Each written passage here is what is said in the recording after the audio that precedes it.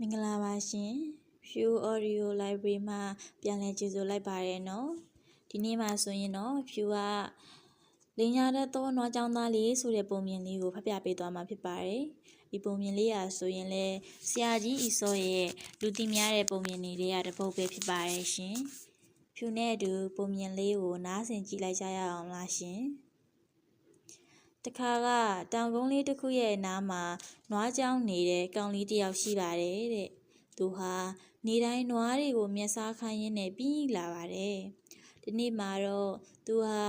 ရွာသားတွေကိုနောက်ပြောင်ခြင်းတဲ့စိတ်နဲ့တောင်ကုန်းပေါ်ကနေရွာထဲကိုအတန်ကုန်အော်ဟစ်လိုက်ပါတယ်ကဲကြပါဦးကဲကြပါဦးဝင်ပလေကြီးလာနေပြီငါနွားတွေကိုဝင်ပလေတွေကြိုက်နေပြီဗျို့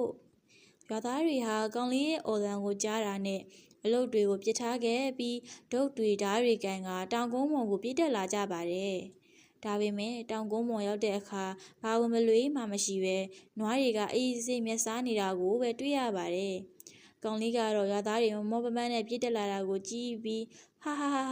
ငါညာတာကိုယုံကြတယ်ပျော်စရာကြီးဆိုပြီးတခါတည်းရေမောနေပါတော့တယ်။ရွာသားတွေလည်းစိတ်တူတူနဲ့ပြန်သွားကြတာပေါ့။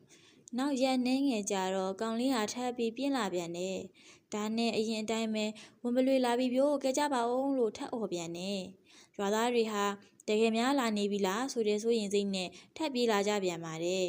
။အရင်အတိုင်းမှာပဲကောင်လေးကသူတို့ကိုလင်ညာခဲ့ပြန်တာပေါ့။ရွာသားတွေကတော့နောက်တစ်ခါမညာနဲ့တော့ငါတို့အလုပ်ပြတ်တယ်လို့တတိပေးပြီးပြန်သွားကြပါတယ်တဲ့ကွယ်။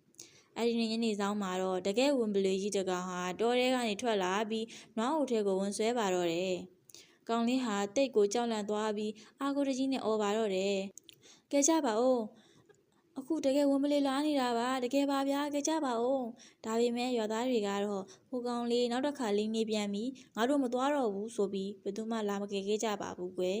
နောက်ဆုံးမှာတော့ဝင်ပလွေကြီးဟာနွားတွေကိုကြိုက်ဖြက်စားတောက်ပြီးကောင်လေးလည်းနောက်ကြီးစွာနဲ့ငိုကြွေးကြံရစ်ပါတော့တယ်ဒီပုံမြင်လေးမှာဆိုလို့ရှိရင်တော့လင်ညာတဲ့သူဟာအမှန်တိုင်းပြောတဲ့အခါမှာတော့ဘယ်သူမှမယုံကြည်တော့ဘူးဆိုတဲ့သင်ခန်းစာလေးကိုရရှိခဲ့ပါတယ်ကွယ်ပိသက်ကြီးတဲ့ပုံမြင်လေးကိုနားထောင်ပြီးစိတ်ချမ်းသာစွာနဲ့အနားယူနိုင်ကြပါစေနော်